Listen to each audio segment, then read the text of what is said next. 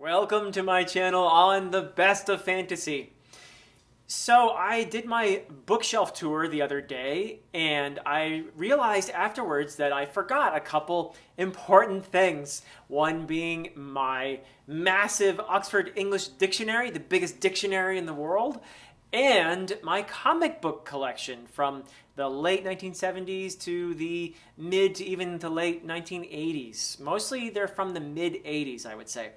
So I asked the question to see if any of you would be interested in seeing those things, and enough of you responded. So I think I will go ahead and show you my Oxford English Dictionary and my comic book collection. And you know, comics for me were the probably the entry point into speculative fiction when I was a kid. So I think it's appropriate for me to show them to you on this channel, which is mainly about fantasy. But just before I really became a fantasy fan, I was a comic book fan. And it's also been really gratifying for me to see in recent years all the cinematic versions of these stories that I knew when I was a kid. It's kind of cool. I get to feel a little bit cool anyway that a lot of these more recent movies are based on the comic books from the era when I was a kid buying these comic books and enjoying them. So that's kind of neat. So let me show you the dictionary first and then the comic book collection. Okay, so the dictionary is actually on this bookshelf here, where I thought I'd show you some of Reshma's recent art. We finally broke down and bought her a Nintendo for Christmas, and ever since then she's been making these, well, there's a little sculpture there of this little guy. I don't know what his name is, but he's from a video game, and all these little doodads I think are from the same game. And these little shell pictures and this painting. I think it's Animal Crossing is the game, and all these little creatures are from that. So I thought that was kind of cute. I'd show you what Reshma's been up to. And this shelf is where I forgot that I had my Oxford English Dictionary waiting right here. You see it here. And this is quite a relic here. I'll show you what's inside. Okay, here is the Oxford English Dictionary. I have it on the floor because it is so heavy. And you will see inside that there is not one page here. It had to fit 9 pages on each page. And you have to use this to read it. So, boom. And I don't know what that word means. But here you go. Here's the word floor, for example, which the dictionary is on right now.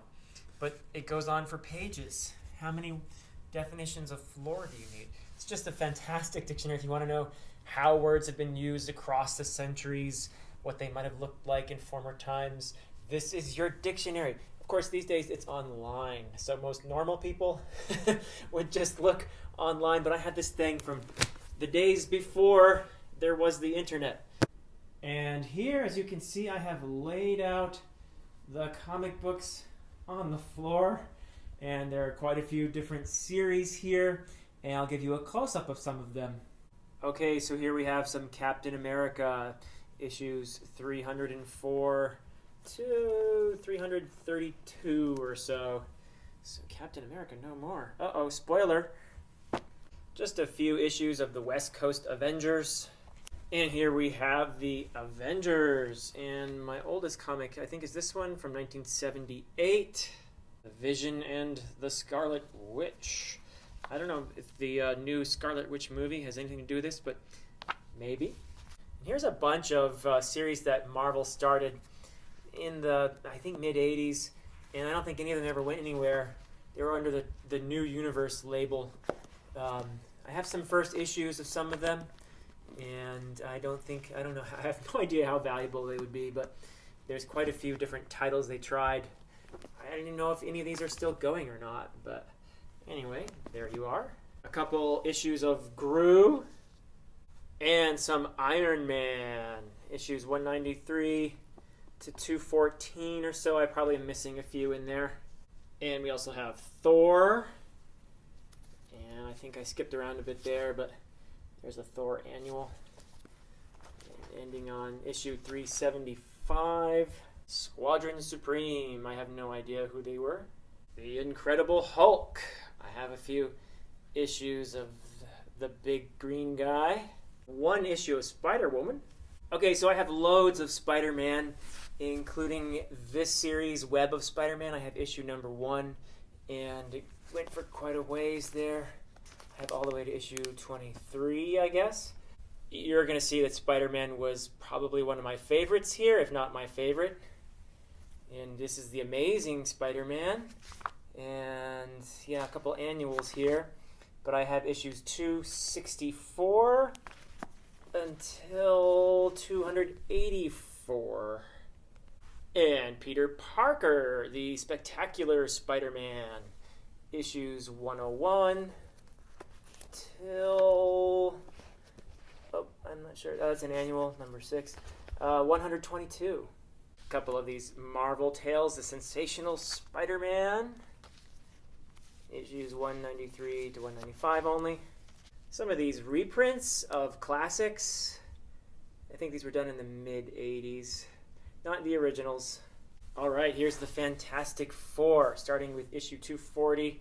I think I skipped around a lot, but I do have up to 298. A few issues of the Defenders, or New Defenders. Okay, so Secret Wars. This was a very cool series. I don't have issue 1. I think I started with issue 4 here, and I have until issue 12. I think that was the last. They also started at Secret Wars 2, which I don't think was as good. And a bit of Doctor Strange. And I have Cloak and Dagger, the very first issue. I thought these guys were cool. I don't know if it ever went anywhere, though.